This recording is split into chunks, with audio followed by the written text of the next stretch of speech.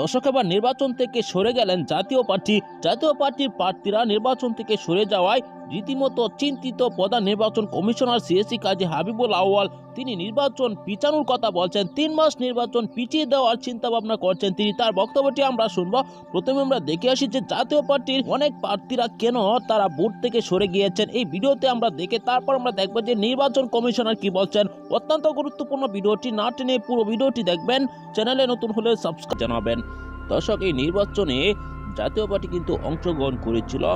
26টি seat ভাগাভাগি করে তারা 26টি সিট পাওয়ার পর কিন্তু এই নির্বাচনে গিয়েছিল। এখন সকল প্রার্থীরা নির্বাচন বর্জন করতে শুরু করেছে। তারা বলছে যে 26টি সিট যেহেতু আসন দেওয়া হয়েছে, ভাগাভাগি হয়েছে, 26টি আসনই পাবে জাতীয় পার্টি। বাকি যারা আছে তারা ছিটকে পড়ে যাবে। সেই জন্যই অনেক প্রার্থীরা ভোট বর্জন করতে শুরু করে দিয়েছে। এবার জিএম কাদেরও তিনি নির্বাচন বর্জন করতে পারে বলে জানা যাচ্ছে। দর্শক, অবশেষে যদি নির্বাচন বর্জন করে নেয় সকল প্রার্থীরা জাতীয় পার্টি, তাহলে কিন্তু জাতীয় পার্টি বাধ্য হবে এই নির্বাচন থেকে সরে যেতে।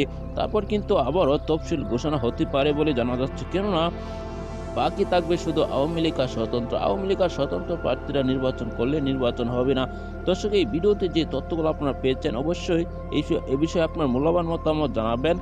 পরবর্তী এরকম ভিডিওগুলো পেতে হলে এই চ্যানেলটিকে সাবস্ক্রাইব করে পাশে থাকা বেল বাটনটি অন করে দিবেন। ভিডিওতে একটি লাইক দিয়ে শেয়ার করে অন্যদেরকে দেখার সুযোগ করে দিবেন। এই মুহূর্তে বিদায় নিচ্ছি। আসসালামু আলাইকুম ওয়া রাহমাতুল্লাহ।